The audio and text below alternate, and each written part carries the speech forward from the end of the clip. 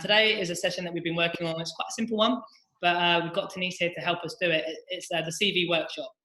So I really want to make sure in the next 45 minutes, you guys who do have CVs, you are feeling more confident about them, and we can ask Denise and myself some questions. Those of you that don't have a CV, at the end of the webinar, we have a template that you can basically use and just copy and paste and pretty much put in your own content in quite an easy way. So let me just flick through the slide.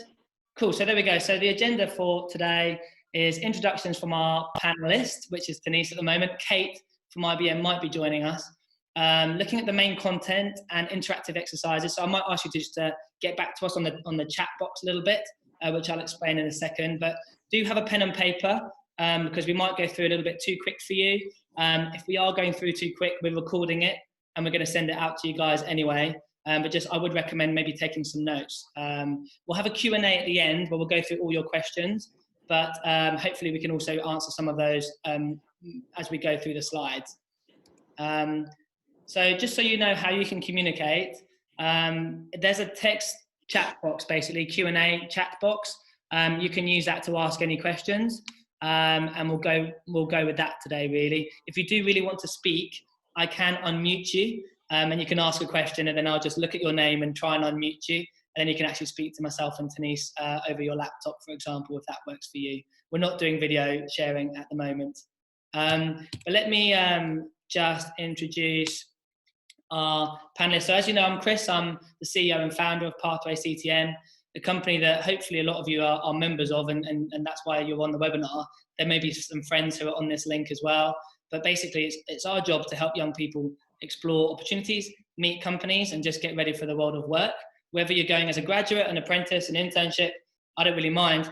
I just really care that you know where you want to go, and you know what's out there, and you've got the skills to basically do it. I'm an ex-PE teacher, so like really care about education, but I've got lots of contacts and networks with big employers. So use me and add me on LinkedIn and see how we can help you out, basically. Denise, do you want to introduce yourself? Yeah, so I'm Denise, as Chris mentioned. I work for NBC Universal, which is the people, you guys may know it more for the Universal Parks and Universal Pictures, which is the movies. And we offer opportunities for those that would like to work in the media industry. So those that may want to work in production or more corporate roles, but still work in media, that's what we do. So we have internships, which is for a year. We also have graduate programs. So we have multiple different variety of roles that we have. Again, it can be for production or just more of the creative side of things. Brilliant. And Denise, just explain the story of Pathway. I think we met you when you were at BDO, but you were at KPMG before then. Could you just give us a little bit of an overview of like where you got to and what you do in your job at the moment? Yes, so I started in the sort of early careers, like the graduate recruitment, student recruitment space at KPMG. So I was there for about 1.5 years, and then I went to another accountancy firm, which is BDO. So I was there for 3 years, and I was really heavily involved in working on apprenticeships. And that's how I met Chris, through that way. And now I'm at NBC. So I went through 2 accountancy firms. So I was at Big Four, and then I went to BDO, and then transferred into the media side. Awesome. And in terms of NBC, Denise, and yeah, I'm just making a point to that. That's why I wanted you on this webinar, because I know that you've had loads of experience. So Denise is basically, she's been in charge of, making sure that if apprentices, school leavers, grads, etc., want to get into these big organisations, like, she actually has a decision in whether you would make it or not. And Denise has mentored loads of our students in the past, like shout out James Piper. I think I remember BDO. He's now as an apprentice and came through the work experience scheme at BDO. Yeah. We're doing some cool stuff with NBC as well. But could you just let the guys know, NBC is quite a cool brand that we're working with here. So what sort of brands do you own? I'm sensing Kardashians. Can you give us a bit of heat on what NBC actually do? Yeah, so NBC is American company, so they are very, very big in America. So they're like the BBC of America. So they have different types of studios, and they have different businesses. So we now have acquired with Sky. So Sky is also part of NBC. NBC, you may know them for doing shows such as The Fresh Prince of Bel-Air, The Office. As Chris mentioned, we also have Bravo, so we do Keep Up the Kardashians, but we also do Made in Chelsea, and Downton Abbey, Bridget Jones, Baby Driver. So we do that, as well as Jurassic Park, Fast and Furious, The Minions. Again, I mentioned we have the parks. So there's multiple different different companies and different parks and resorts that we own. It's a really fun place to work. If you do, if you're really interested in working in the film industry, we have a cinema in our office, so we get to watch films all the time and get to go to premieres.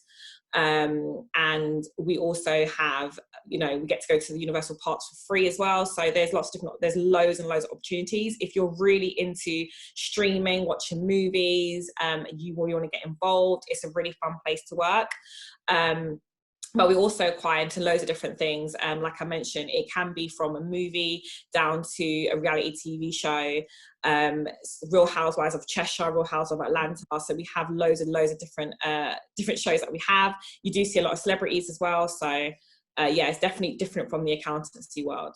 It's a pretty cool job, and we were going to do that session where we're going to come into NBC in April, but probably not going to happen now. But maybe we can try and do an online version or something like that. But that's good stuff. Cool. So we're looking at CV workshops today.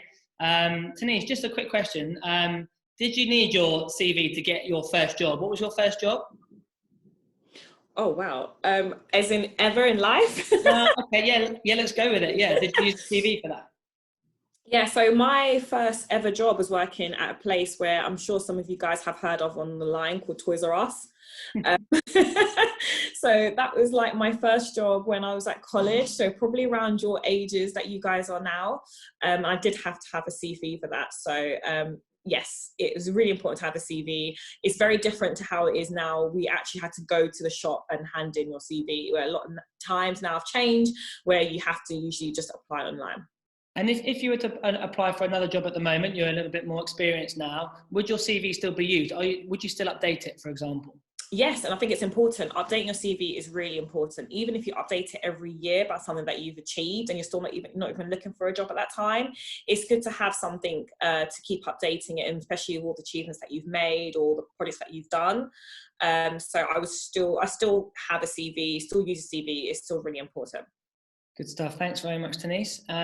So what should be in my CV, common mistakes to avoid, and then we've got a pathway template to send to you guys who complete this webinar. So why do I need a CV? So we've got here representing to sell yourself to potential employers. And Tanis, am I right in saying that quite often in the big companies, the stage one of your application form is often just replicated from your CV, for example? Is that right in saying? Yeah. That's correct. So usually when you apply for a role, for any role, is the first stage is that CV and what you put on there. That's what really gets your foot into the door. So it's really important that you do really sell yourself and try and be something that's very outstanding in certain words. And obviously we'll go through that later on. But yeah, that is the most important part. And in terms of giving employers a reason to want to interview you, how does it work? Like in a small company like Pathway, for example, I would look at CVs and I'd sit down with my COO, Chief Operating Officer, and look through the CVs and decide who we want to interview. But at big companies, is it really used that much, so to speak, Tanis? How does it work? So I think for me, I've got two different ways. So when I was at BDO and KPMG, CVs were important, yes, but then you had to type in your information online just to get, obviously have the application form. With NBC, in the media industry, it's really important how your CV is and how it looks, because it's more of a creative industry. So they want to see, okay, how does this person stand out? And the more creative you are is amazing. Tailoring your CV to look like, I don't know, like a film or a movie background or something. So it all depends on of business or industry that you apply to and how you can stand out. So whether that's using certain words, or whether that could be how it's displayed, or even how creative you are, depending if you want to go into that sort of media industry. That's really interesting. So you're saying that sometimes in the creative industry, making your CV look good and stand out is a good thing to do? Correct. So if that's in film or the music industry, it's definitely how creative you can, how it looks, is definitely something that goes quite far. And then compare that to maybe accountancy that you were in before. Would it be completely different? Completely different. It has to be really well structured. It has to look very professional, and easy to read. That's something I would definitely say is a good hint. How it looks, how it's easy to read. They always say the best thing to put on your CV is in the middle of your page, because as a recruiter, our eyes tend to go to the middle, then to left and right. So there's certain words that they want you to see. Try and put that in the middle of your page. So middle first, right? Is that? Yeah. So if there's a particular word, whatever that word could be that you've done, try and focus that to the middle of the page, because they always say as a recruiter, when we look, we tend to go to the middle, then go left or right. We do read like that, but it's just the first thing that we see when we see a CV. And you have to remember, recruiters see hundreds or maybe thousands of CVs, depending on obviously the company that you apply to. Okay, thanks, Denise. And Kate, have we got you on the line now? You have. I've come on my iPhone. Oh, brilliant. Oh, hi, Kate. Kate from IBM, could you just quickly introduce yourself, please? Thanks so much. Good to have you. Hi, yeah. So sorry for being late. A few technical hitches. Always entertaining coming from the tech company. I am now on my iPhone. So my name's Kate Ross. I'm a foundation manager at IBM. So I'm basically responsible for the attraction, recruitment and management of our early professional talent, or one of the managers. And for the last 5 years, I've led our gap year program. So our post, school leaver program coming into IBM. Currently a shift of focus for me. So I run our work experience program, and I now work with our design apprenticeships in our design business. Brilliant. Thanks very much, Kate. And we'll just move on there and bring you both in. So remind the interviewer who you are after you leave. So again, at Pathway, I would look at the CV, and I'm a small business and that's how it works. For IBM and for NBC and in your experience, would you even bring the CV into the interview stage, or by the time they've got to that stage, it's not about the CV? So from IBM point of view, before we interview, we would be given the application to review. So usually somebody else in our team would have done that as a screening, but I'd always read it as a bit of prep, just to see if for interview stage that there's anything I saw as a hook, or anything I really wanted to talk about, or if there are any gaps or kind of questions. The interview would be the time to explore those, but it's really just a little bit of preparation, or if I need a hook. The rest of the time, essentially we want something else. Once you get to the interview stage, we want you to bring new examples, new content, because we've already read your application form. Right. Okay. Denise, what about you? So at NBC, the CV actually does go to the hiring managers when you are coming in for an assessment day. So they do see that as just like what Kate mentioned, we do have someone that screens our CVs, but by the time they get in front of a hiring manager, they will have that CV there again, just so they can have a reminder of who they're interviewing and so forth. Okay, brilliant. So there we go, guys. I think realising why a CV is important, it might go all the way to the interview stage. If it doesn't go all the way to the interview stage, it's definitely going to help you get there. Kate, what about your CV? Have you still got a CV that you actively use? And if you were to change roles, would you think you'd have to use it? Oh my God, I've been at IBM 20 years. So the last time I got a job off an application form would probably be applying for my internship when I was about 21. So no, my CV is drastically out of date, and I would do a complete revamp. And I do that kind of systematically and have a little play around. Largely for me, I'd say my LinkedIn profile is my current CV. That's where most recruiters are going to come across me, and it's keen to kind of put it across that way in a social kind of setting, which is for corporates.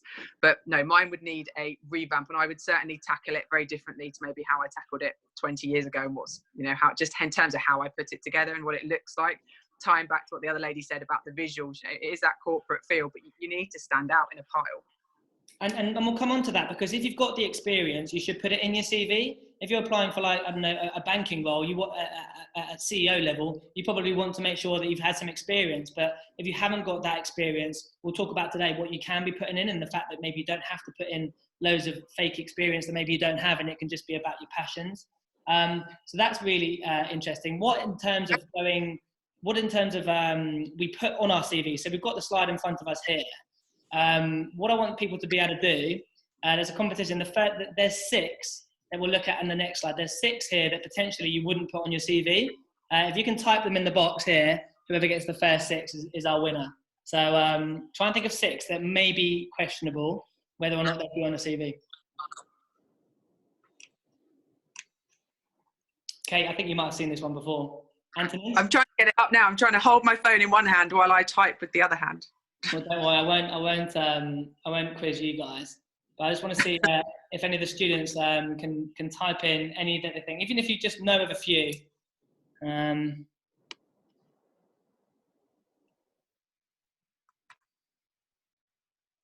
Have we got any answers yet?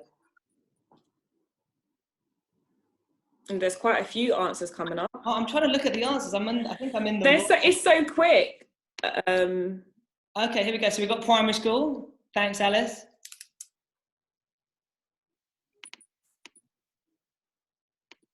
Okay, chat. I was in the wrong area there, guys. Primary school, photo, marital status. Yep, driving license. Has anyone got all 6 there? Photo, marriage, primary school, salary. Yep, we're doing well with that.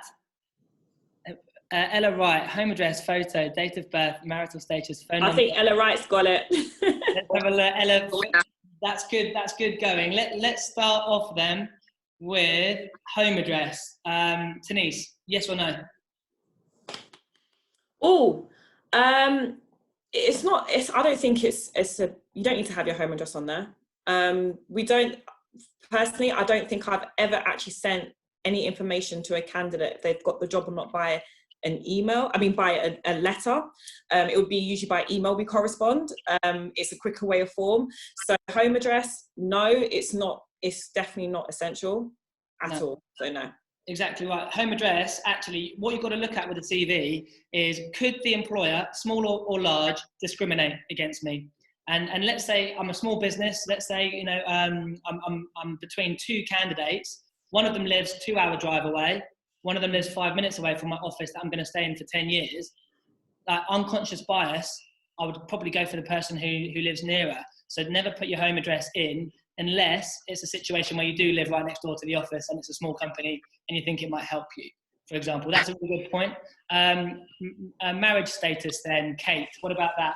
Does being single affect whether you get employed or not? I just wouldn't even mention it.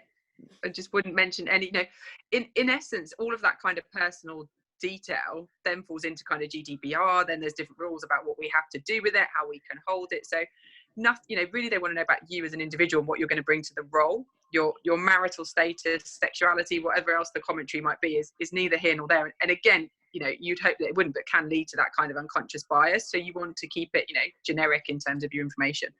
Yeah, absolutely, and completely agree with that. So that's number 2. So home address and marital status we've got. However, Ella did put down phone number. What's your view, guys? Phone number, should it be on or off? On. Talk us through it. I think it should be on, because when usually I would like to contact that candidate for some reason, I don't know, bring them in for assessment day, I could contact them from their phone number. I don't think you should have I would say I prefer a mobile than a home house number, which a lot of people put their house numbers, and we're at a time where people don't even know they even have a house number in their house. So it's really important, I would say, to have your mobile, because that's how we can contact a candidate if we are going to offer them any good news. Some companies don't. At NBC, we tend to call you up than anything else. If we were going to invite you, we would do that also for an email, but we definitely would call you as well. No, as well said. So Ella, unfortunately, you had a lot, but unfortunately, phone number is green. You should have your phone number on your CV, so people like Denise and Kate can give you a call. Denise, I just want to touch on that. You say that you would call a candidate. Kate, for example, Anthony, what if you were to call someone and they were to pick it up in a really unprofessional manner? Would you just strike them off straight away? Like, can it really damage how your phone manner is? I just wonder. I think they try and warn them first. So I think I don't have to say I don't do it. So it'd be somebody in recruitment. So largely they will try and give the news on the phone. Obviously, if they get any kind of pushback or it's not the answer they were looking for, they might follow up and try and provide some more feedback. But for us, the decision has been made by that point. But I think our team tried to give them a little heads up and kind of let them know that we're going to call. And certainly within my work experience program, if I'm going to call one of them out of the blue, I will send them a text first and go, are you around this afternoon? Or would it be okay if I gave you a call now? Because then they kind of know what to expect, where actually quite a lot of school leavers aren't using their phone for this professional approach or kind of contact. So I actually think kind of just a text or a kind of a WhatsApp, some kind of contact first that says, we're going to be phoning you, is usually quite good. But otherwise it would be the recruitment team that would be doing it. So yeah. And a message for me really, because at Pathway we call students all the time, as you guys know. Some of the voicemails that we get caught out by where people are pretending to answer the phone, for example, like I get caught out quite a lot by that. But I would just say, if you've got a phone number that you're looking for a job from or a big employer, try to be really professional on that, definitely. Yeah, if you are starting giving, I mean, that goes back to my daughter. My daughter's 14 and her voice message is, you know, she looks like she's going to talk to me and then tells me she's on a bus or she doesn't want to talk to me or she's not interested, and then it goes to voicemail. So if you are starting to give your phone number out in that professional setting, then certainly if it's, you know, if it's coming up as an unknown number and you don't know where it's coming from, then be a little bit more cautious about how you pick it up. Exactly. And I've got Devesh who's like listed them all individually, but I'm awful at tracking it. So date of birth, Denise, yes or no? I'll give you one. No? Why not? No. Again, it comes down to that unconscious bias. Age is not important. It's more about what you can do. Everyone has different paths in their lives, whether they've gone to uni, whether they haven't, whether they just had to change in their career path. And as an employer, we just want to look at what you can bring to that role. So date of birth is really not necessary at all, because we can then judge and tell where you are in your life depending on your age, and we'll match that to your skills. So I just don't have it on there. It's just make it so just look and based on what you can bring is really important. Definitely. And that's number 3. Kate, I'm going to move it on to salary expectations. What's your view on that? No. So no, I mean, most jobs that we're going to be advertising around anything early professional, so gap year programs, apprenticeship, the salary is really clearly listed. I think when you're coming into these entry level roles, it's not something that's secret squirrel. It's pretty transparent. If you've been on the website, the salary expectations are set. And for us, there are kind of, you know, it's either for a school leaver program. So for gap years, you get weighting in or out of London. So if you're working in London and you're on a placement year, the salary is slightly higher. If you come in as an apprentice and you're a permanent employee, that is a set salary regardless where you work. So you may well want to document your salary expectations, but you know, ours is a given. It's either this or it's this. There's no negotiation. So I think you should come into it having done your research. And I would think most early professional roles are going to be quite clear about what the salaries are. Yeah. And it's not really something at that point when you're just starting your career that's really up for negotiation. That sort of comes obviously much later in your career journey, depending on your level of experience. So it then becomes to be a little bit more vague. But for an entry level, I mean, we're transparent. It's, you know, 19,000 or it's 20,000 if you're an apprentice. End of story. Yeah, sounds pretty good to me. Okay, I've just got a good question here from Tracy. And guys, in terms of on a CV, or I'm actually thinking, if I'm face to face at an interview, is it illegal for employers to ask for date of birth, age, and marital status on a CV and at an interview? Is that right? Yeah, I wouldn't ask at all. I wouldn't raise age. I wouldn't raise personal at all. No. Okay. And so, and if I'm being interviewed by you guys, and an employer's asking me that, it's probably some red signals and red flags going off in my head. Should it be? Yeah. Yeah. They shouldn't be asking anything else whatsoever. Okay, good. Thank you. And I've got 2 more left. I'll start with Kate with you for this one, and I'll come on to photos with you, Denise, at the end, based on your opinion on those in your sector. Kate, primary school. I went to, where did I go to? I can't remember the name of my primary school, but should I put it on my CV? I don't care. I'm not sure what benefit you're going to give me by telling me your primary school. For example, on our applications, it doesn't say, you know, when it gets to kind of, if there's a university or if there's a college, it doesn't even necessarily ask for the details. It will just say what your A-level grades. Again, it's taking away some of that unconscious bias of maybe having, you know, the right university listed or what's perceived to be grammar schools or whatever. It really just is a kind of grades. If you want to put where you went, by all means, but no, primary school, I wouldn't see any value in adding your SATs results into your CV. No, absolutely. So that's number 5, and we'll come on to number 6 in a second. But Joshua has just asked, could people do fraud if your address and date of birth is there? Could you be at risk of being fraudulently attacked? Possibly. I mean, it ties back to GDPR. And why would you share information readily if you're sending around your CV that's then out there in a kind of wide environment? I mean, clearly you'd expect not by the companies that you're sending it to, but post, email, however you're kind of contacting them. No, I'd share as little personal information as possible. Great. Okay. And Michelle's just asked, should I put in the secondary school? Michelle, yeah, absolutely. And we'll come on to that in the template. You should be putting on your secondary school and grades. That's more important than maybe where you went to primary school. It's a good question. Denise, I'm going to ask photo, because we've done 5. So the 5 that we've got so far that potentially you shouldn't put on: home address, marital status, date of birth, salary expectations, and primary school. Now let's look at photo. What's your view? Photos are not needed.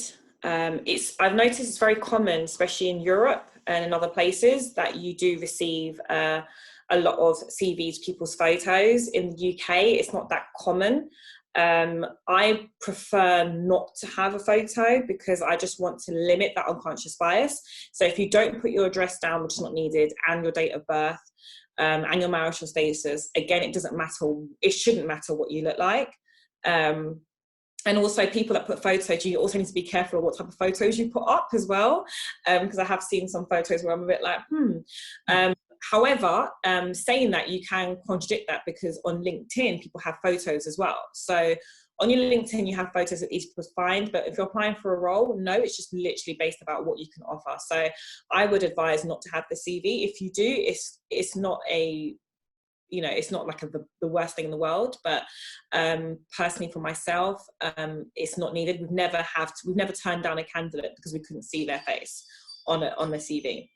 Okay, no, thanks very much, Denise. And I just want to echo what Denise and Kate are saying there. You've heard about LinkedIn, we've heard talking about CVs, and we're also talking about the first stage of the application at big companies. So if I was you as a young person, I'd link all the 3 into one. LinkedIn, we've got a workshop this Thursday on how to set that up and how to use it and why to use it. So definitely do that in this time when you've got a bit more time on your hands. Your LinkedIn should read the same as your CV, and your CV will often be used for the first stage of your application. Then if all of that is brought round together, and you know your information, you know what you were talking about, and it will really hopefully help you in your application processes. Is that fair to say, Kate? Would you say, Denise? Yes, definitely, yeah. Good stuff. I'll give myself a tick for that. Cool, so let's move on. Hopefully this is going at an okay pace for everyone. So just to talk you through what we're going to go through now, different sections of the CV. Hopefully you're looking at your CV at the minute, or indeed, by the way, everyone on this webinar, you can access if you log into your portal on Pathway, you go to resources, this CV presentation is there, and our CV template, which is this thing, which is at the back of this presentation, that's also there that you can print off. We're also going to send it to everyone who completes this webinar. So you will get our documentation for this webinar. So we're looking at profile, we're looking at key achievements, we're looking at education and qualification, we're looking at work experience, and we're looking at IT skills, and finally, interests and additional information, okay? Now I'm just going to come back to the start here. I've actually got a few views on these, but let's just start off with your profile. So on the top part of your CV, what we've done on the template, we've gone for like your profile in terms of what you're looking for. So for example, Kate, you've been at IBM 20 odd years, you're saying. I think you'd be quite confident about what you're looking for and no messing around, because based on your experience, rather than maybe a graduate or an apprentice. Is that right? Yeah, I think it does kind of get to the stage where when we're reviewing hundreds of applications, that what you're looking for in that kind of application, then it's done quite quickly. So it is about sort of hitting the right areas. Brilliant. And in terms of talking about your strengths, that's another session that we're going to be doing in subsequent weeks. For example, I would put at the top of my CV and in the template that we've recommended. Remember, there's loads of templates out there and you can change our template around. But my strength, for example, is speaking to people and building relationships. So that might be that I want to, get a commercial role where I'm always out on meetings. And what I'm trying to do there with my CV is go what I'm passionate about in terms of, you know, what I think I'm really good at, and trying to make that the person go, oh, this person's a good fit. Let's read the top of the CV and maybe read further. How many seconds does an employer spend on a CV? What's the number? I don't know if there's seconds, but I think there are some metrics that say we make our decision in the first kind of couple of minutes of just reading through that opening, that personal kind of profile. One of my colleagues runs a session and that she does have the metrics, but it's supposed to be a bit like first impressions. I think when you sit and read an application form, it does come quite quickly. And I think even though it's done individually and we go through hundreds, you get pretty quick at screening an application form. Denise, what about you? Do you know if there's an amount, how long would you spend if you were looking through 100 CVs on each one? You just know what you're looking for, just kind of knowing what Kate said. On an average, they say I don't know how scientifically proven it is, it's 30 seconds. It's literally 30 seconds, and apparently you know what you're looking for. I do screen a lot of CVs at NBC than I have in the accountancy field, which is a bit different. But in the media industry, you do pick out certain strengths and certain skills. I do it quite quickly. But then, yeah, they say it's 30 seconds. How that's been measured, I don't know. But yeah, apparently that's what they say. So, which is not that long, to be fair. Okay, good stuff. I've just got a question here from Ibad. I have a question. I have pretty much everything that has been said so far. However, I haven't listed IT skills, except I've said I'm good with IT or Excel, Word, etc. Okay, we'll come on to that in a minute, okay? Let's just have a look. So we've gone with your profile. And then I actually disagree with this now, if I'm honest, but I'm going to go with our standard template. Key achievements for me, if you're myself, Denise, or Kate, and maybe we've achieved something in our careers, which maybe links into what we're looking for, I think we should put that down here. Whereas I think if you're a young person, I always hear that, well, I haven't done this, I haven't done that, and I don't have any experience here. And companies literally don't mind about that. They really care about your interests and your passions. So if I had no experience, I'd be putting down my passions and why I love technology and how I fix people's phones and what motivates me.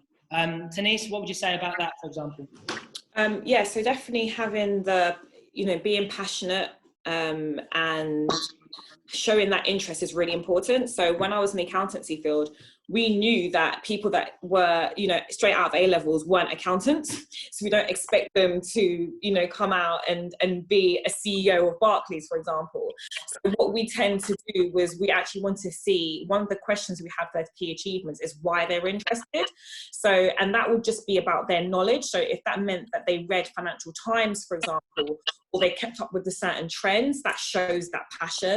Currently at NBC, again, we don't expect you guys to be, Oscar-winning directors or have already won something for BAFTAs. So we look for those that have an interest in working in media. So if that means my interest is working in media, I have a YouTube channel, that's amazing because you're doing something. If you've filmed your friend's music video, again, that's showing that passion. So we just want to see what your interests are outside of what you're learning.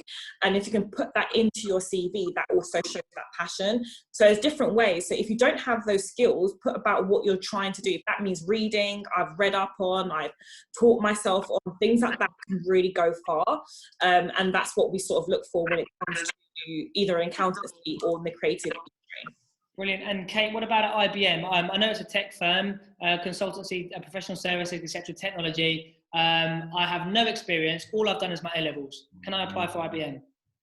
Yeah, of course. So I've actually spent all morning interviewing over WebEx for interns this morning. Although we kind of use an application form, so we would ask for things. So I completely agree with the other lady, but we would ask for things like demonstrate your passion. If you're looking at a CV and you're looking at key achievements, I spent the whole interview talking about his rowing career at Bournemouth University this morning. Every example that he gave me was about rowing.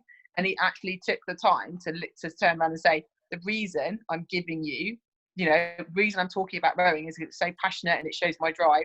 And I can translate that to all of the things that I could bring to your business. And he actually took the time to set the scene. But he talked about how he'd gone from I don't really understand rowing, I have to say, but from being third boat to being the lead seat on the second boat and what he'd had to do. And he showed me metrics of his rowing and how he progressed.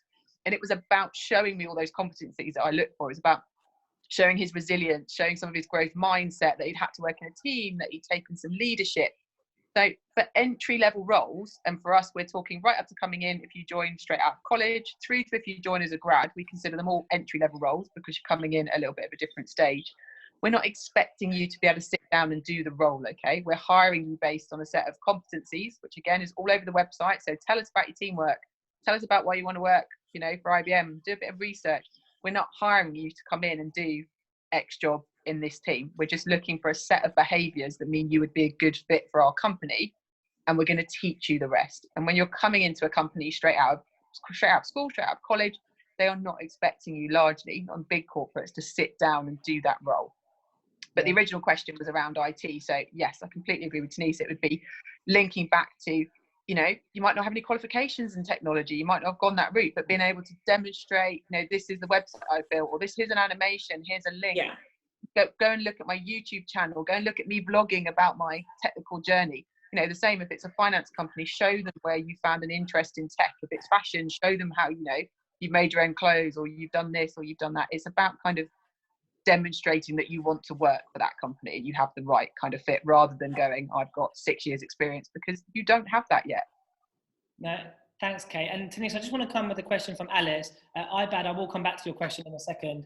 Alice says, when talking about strengths, is there a specific way to write them or talk about them without making yourself sounded big-headed? You know, with a CV, you're always going to sound big-headed. Like, I think that's just the best. That's you're trying to sell yourself.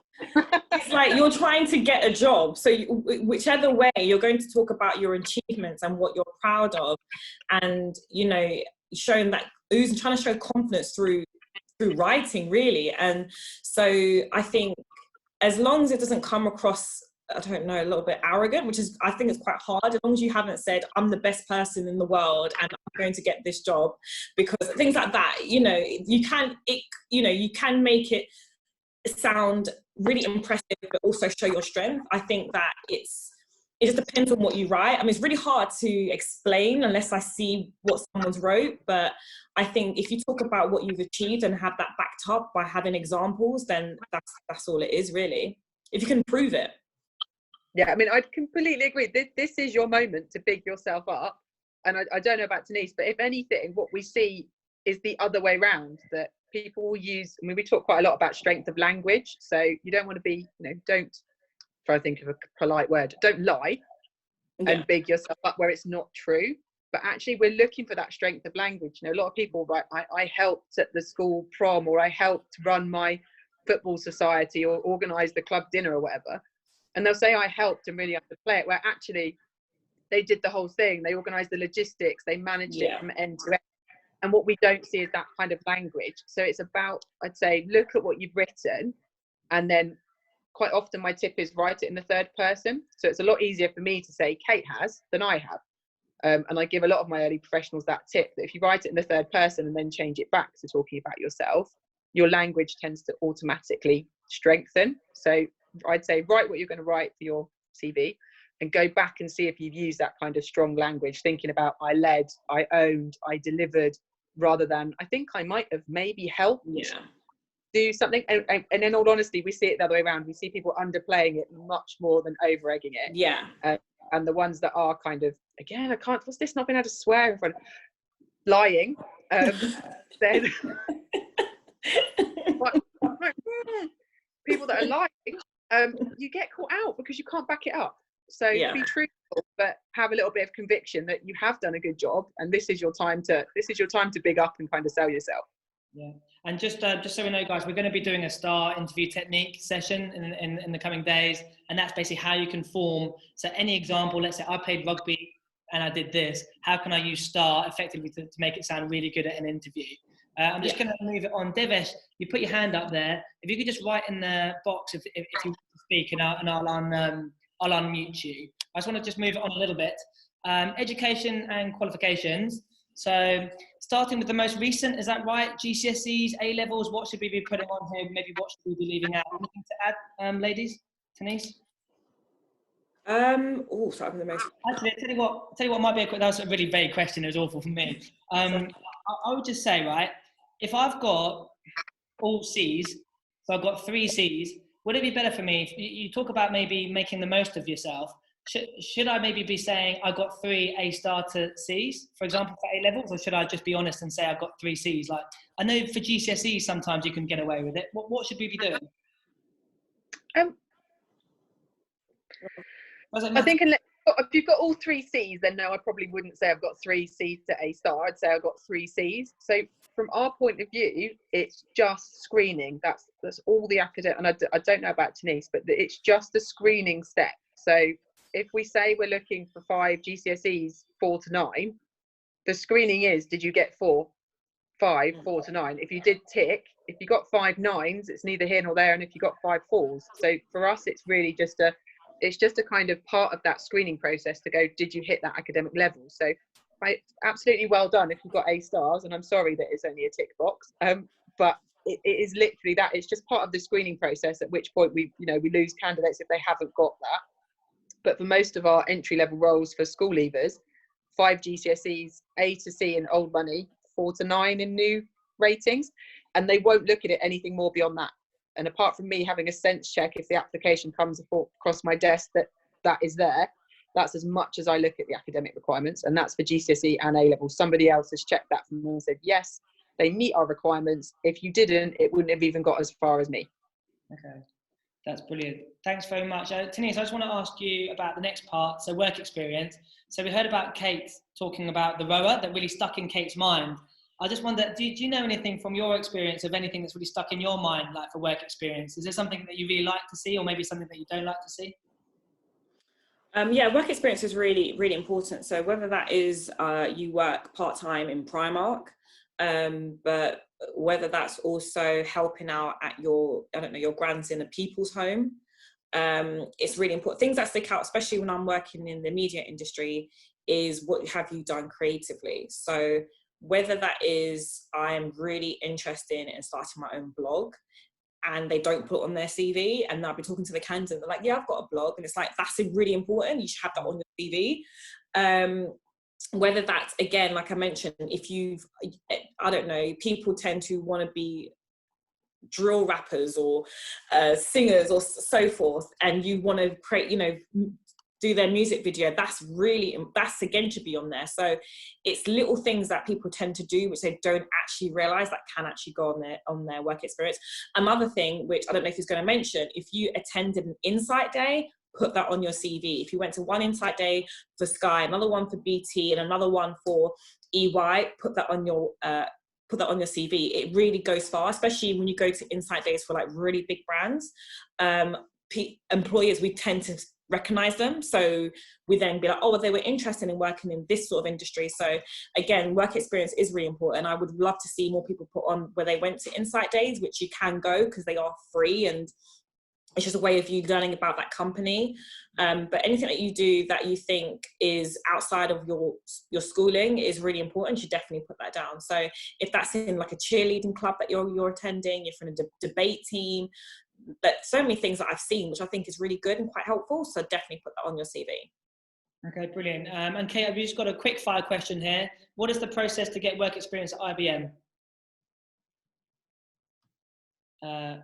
Kate? Kate? We've lost Kate. Or maybe she's just ducking the question. We'll never know. Okay, we'll move on to that one. Do you need to put all your GCSEs and AS grades as A levels? Sorry, do you need to put all your GCSEs and AS grades as A levels are more significant? Basically, should you be listing GCSEs and A levels? I would say yes, Denise. Yeah, I think if you have GCSEs and A levels, list them. I think it all depends on, I would say, where you are in your education. So for example, if you have a degree and a PhD, you probably wouldn't then put your GCSE, you just put down the PhD degree and A levels. It depends on where you've got in your education. So if you've only got the A levels and GCSE, then definitely put those two down, because those are the two recents that you've had. So, by all means, especially if you've got really good results, put them down. And I suppose anonymous attendee, I don't know your name, they're probably right. If they've got 3 A levels, they probably list the 3 A levels and then maybe go to 9 GCSEs, A star to C. Is that common? Is that okay? Yeah, and you know what? Those are quite common, especially if the requirements is you've applied to a role where they are just looking for what your A-level results are. So you don't have to list down every single GCSE. If certain companies say you need to have, I don't know, three C's or two B's and an A, whichever, then you can list them down. But for example, at NBC, we don't actually look at the GCSEs. So long as you have anything from the A levels up, then that's fine. So if you said you've got 10 GCSEs, that's okay. Cool. Okay, and we're going to move on to IT. So Ibad, coming back to your question, he's said that he's basically just put that he's good with Excel or Word. What do you reckon here, Denise? How can you try and make yourself stand out? From my point of view, I'm always really keen to look at young people in IT because often they're going to be better at tech than a lot of other members of staff potentially because they're using it all the time. So things I always look for is Microsoft Word, Excel. If it's a data role, then there's other programs that I'll be looking for as well. What about you, Denise? Any top tips? Yeah, definitely put down any sort of Microsoft that but also Mac. So and I'm just really showing my age because I'm not actually part of the generation, but a younger generation have grown up on social media, so you're used to having that iPhone, having a Mac. So Mac is also quite important as well because even though not a lot of companies use it, it's another platform that you can use.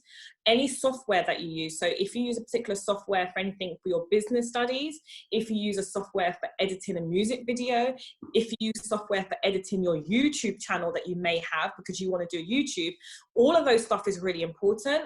Like Chris said, I don't really know much about technology. I still don't even know what TikTok is, but anything that you use, is really important to add on because as what Chris mentioned, other people in that team may not know.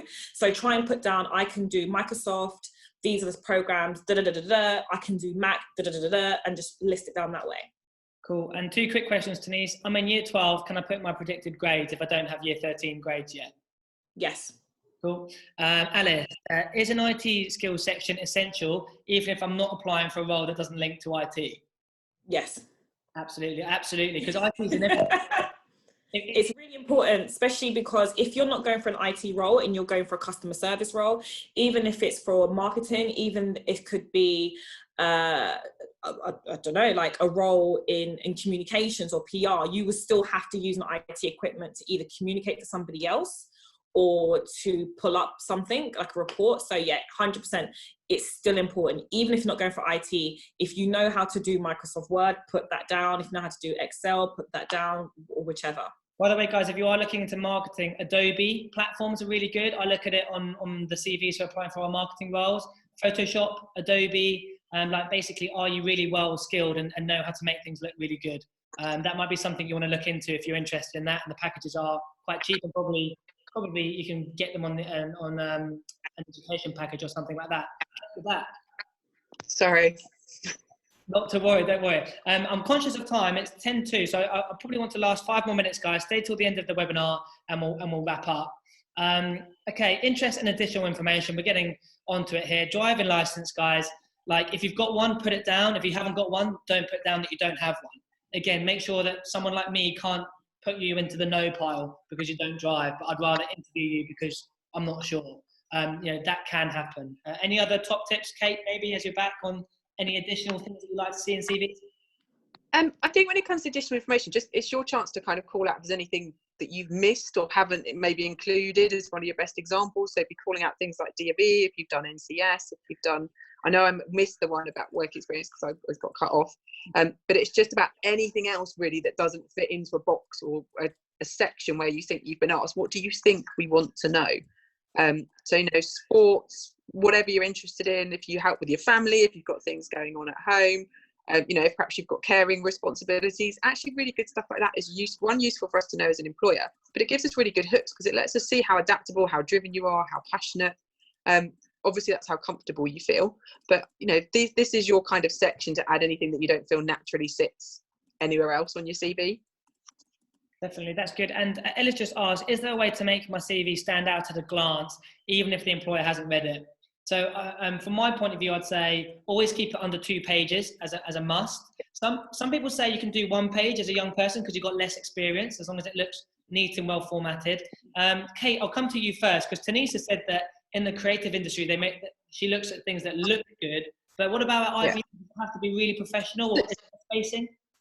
So it's a little bit different for us because we primarily use the application form, and then it goes down to the individual. So I'm a big fan of seeing something that's a little bit different. So if I do get a CV come in that I look at, I quite like if it's something, I completely agree with Denise, something that's going to stand out. So I've seen people do it in more of kind of like a newspaper format, or if you're trying to say I've got really good Adobe skills and I'm, it's almost you create it like a poster and do it that way.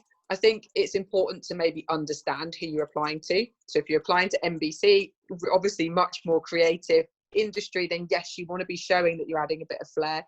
You want to be showing that maybe you're adding some of those skills that you're saying you've got, around technology and demonstrating them. For us, we're quite, ours is basically quite a rigid template for an application form, but equally, I like, it's down to me as an individual, but I like a bit of creativity. I've had people come to interviews and, do their 90-second elevator pitch as a poem.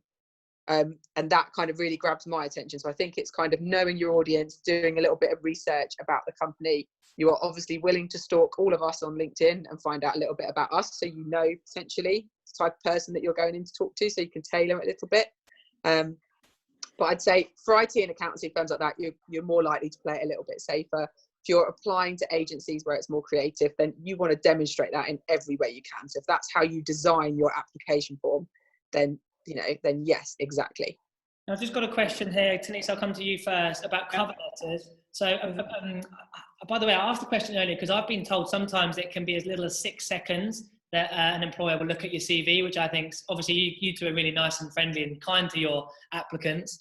But if it is only 6 seconds that they look at my CV, my teacher's always telling me to do a cover letter. Do you look at cover letters anymore? Is it really important? What's the lowdown? So when I was at BDO and KPMG, they had to answer like 2 main questions. So just similar to Kate, it was based on the application process. So it was just 2 questions. It wasn't the cover letter.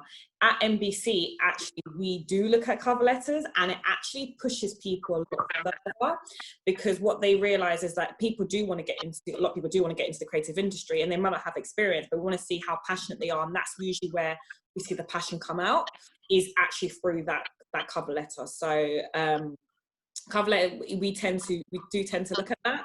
Usually what we look for is to see if about NBC. So if they start to talk about Warner Brothers and Jumanji and Harry Potter, then we know that they don't actually know the business, because that's not our studio. So we tend to look at to see what they actually know about the company. So that's usually our sort of platform. Good stuff. Thanks, Denise. I'm just going to flick through there, actually, just because we need to wrap up. A couple of things and a few more slides. So, common mistakes. Is the font too small? Is the font too big? Normal safe bet is font size 12. Kate, Denise, shout at me if you think otherwise. But ultimately, just try and play it safe. And don't do Comic Sans as a font. That's the worst font ever. Do not keep away from Comic Sans as much as possible. No Comic Sans. I hope you all. Spelling and grammar as well. Hopefully you can see the spelling mistakes and grammar mistakes in there. Hopefully your parents can help you. Hopefully your teachers can help you. Pathway can help you. Because if you're applying for any roles through Pathway, we obviously want to make sure you do really well. So we can help you with all that sort of stuff. Let's have a look here. Email addresses. Right. I want a story from both of you, Denise and Kate. Any situation where you've looked at an email address and it's just ruined your opinion of that person? I can look at just the email addresses in my team and go that they were created 15 years ago and they shouldn't be called that anymore. So, yes, please. Applying with a job with that. Yeah, you've got one of those emails.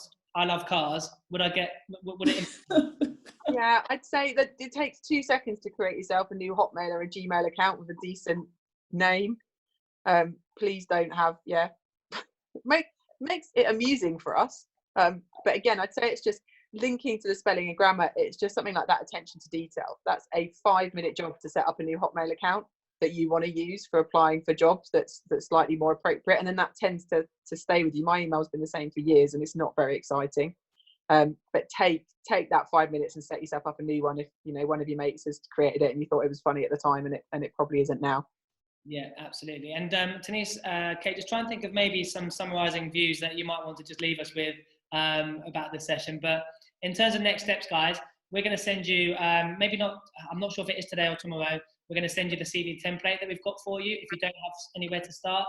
There are lots of templates out there. This is one that is quite easy to use potentially and gives you some examples. That's just here. As you can see, the different sections that we've just spelled out, for example. So that's just there for you, really. Just make sure you've got your CV locked down over this lockdown period, and then you can move on and apply for different things, knowing that you know what you're good at, you know it's down on a piece of paper, and again, Pathway can help you with that as well. Kate and Denise, before we go on to just a few more questions, are there any final points from you?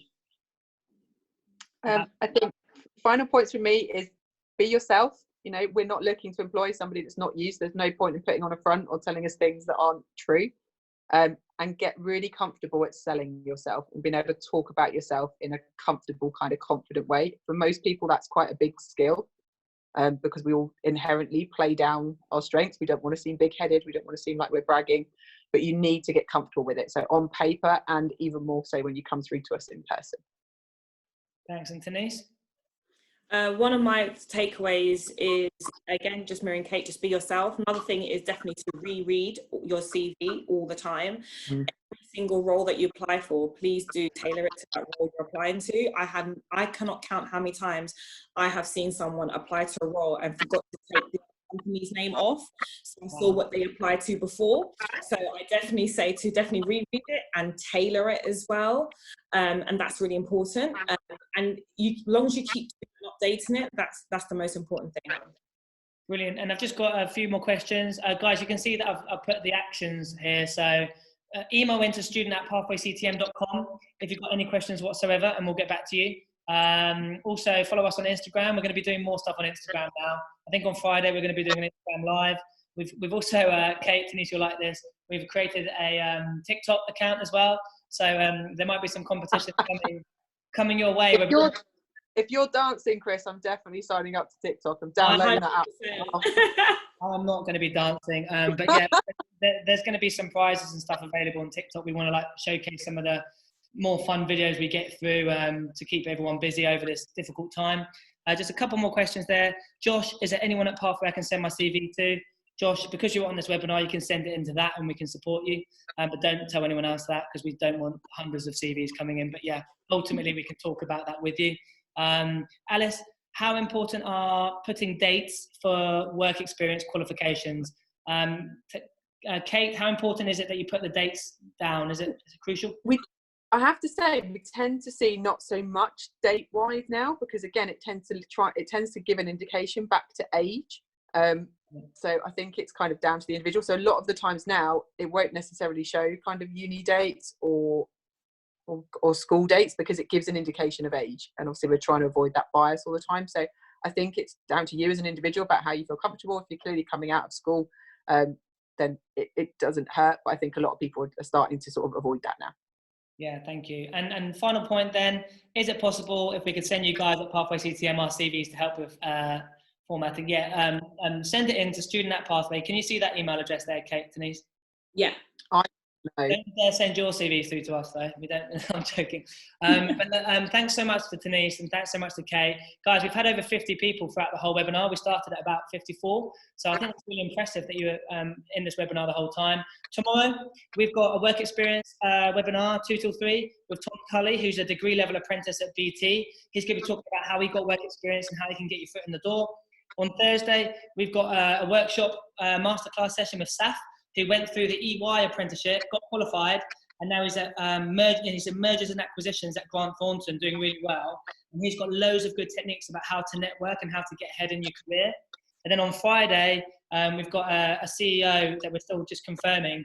Hopefully we've got a CEO interview, which you can log on to and listen to. That might be at a different time. But well done for logging on. Thanks very much, and we'll see you again soon. Thanks a lot.